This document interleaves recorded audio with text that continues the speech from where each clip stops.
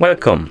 In front of me I have Polar Vantage V3 and I'm gonna show you how to factory reset this watch by using the system settings on it.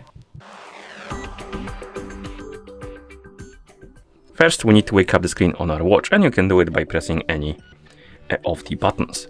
Once you wake up the screen, press the back button to open the menu. Now scroll through the menu by swiping on the screen. Find the settings icon, and once you find the settings icon, tap on it to enter the settings. In settings, scroll down and find the option called About Your Watch. Once you find it, tap on it, then scroll down and find the Reset Data option. You have this trash bin icon basically.